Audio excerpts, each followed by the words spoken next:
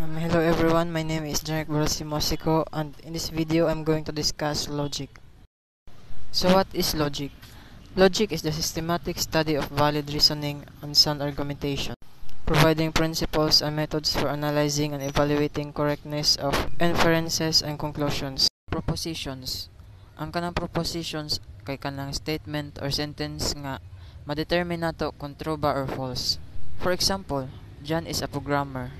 Kani siya nga statement kay proposition kay ma-determine man nato kung true ba siya or false. The next example is I wish I were wise is not a proposition. This is the most common connectives: and, or, either or, not, if then or only if and only if. Sa truth table sa conjunction, true ang P and Q kung ang P kay true ug ang Q kay true. Pero pag false ang isa or duha sa P ug Q, false ang P and Q.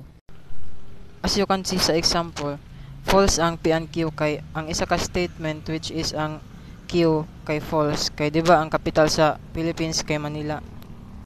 Inclusive disjunction. False ang P or Q pag ang P ug Q kay false, pero pag nay true sa ila bisan isa, true siya. Example: P or Q, John is a programmer or Mary is a lawyer. Exclusive disjunction. True ang P either or Q pag dili sila pareha og value.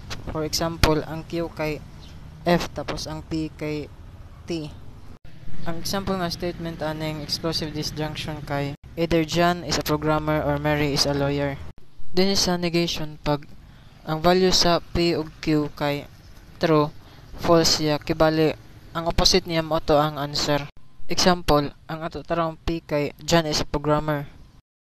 Ang atong not P dire kay it is not true that John is a programmer. Kibali ka balagtaran na gid sa negation. More compound statements.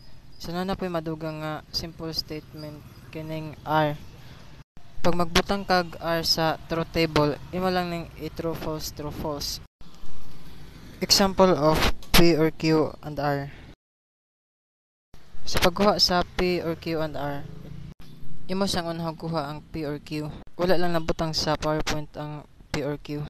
Sa pagkuha sa P or Q, false siya pag ang both value sa P or Q kay false. Ang example statement na there sa P and Q and R kay John is a programmer or Mary is a lawyer and Mark is a driver. There is implication. True ang if P then Q. Pag parehas true ang P and Q or pag false ang P. Hypothesis and conclusion. In a conditional proposition PQ, P is called the antecedent or hypothesis, Q is called the consequent or conclusion. If P then Q is considered logically the same as P only if Q. Necessary and sufficient. A necessary condition is expressed by the condition. A sufficient condition is expressed by hypothesis. Example, if John is a programmer, then Mary is a lawyer. Necessary condition, Mary is a lawyer. Sufficient condition, John is a programmer. Logical equivalence. Two propositions are said to be logically equivalent if their truth tables are identical. For example, not P or Q is logically equivalent to if P then Q. Converse. The converse of if P then Q is if Q then P. These two propositions are not logically equivalent. The contrapositive of the proposition if not P then not Q is if not Q. If Q then P is if not Q then not P. The double implication P if and only if Q is defined in symbol as P if and only if Q. A proposition is a tautology if its truth table contains only true values for every case.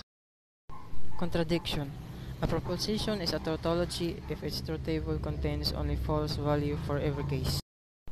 De Morgan's law of logic. The following pairs of propositions are logically equivalent. Quantifiers. A propositional function P of quantifiers. A propositional function P of x is a statement involving a variable x. X is an example of a set D. For example, x is element of the set of integers. D is called the domain of p of x, domain of a propositional function. In the propositional function, p of x is 2x is an even integer.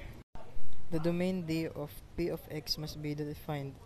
For instance, D equals integers. For instance, D equals integers. Universal quantifiers. One can write p of x for every x in a domain. In symbols, for all x p of x, this is called the universal quantifier. The truth of a propositional function. The statement, for all x p of x is true if p of x is true for every x there exists D. False if p of x is not true for some x there exists D. Generalize De Morgan's law for logic. If p of x is propositional function, then each pair of propositions in A and B below have the same truth values.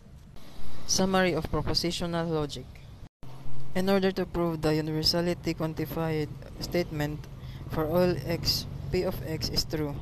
In order to prove the universality quantified statement, for all x p of x is false.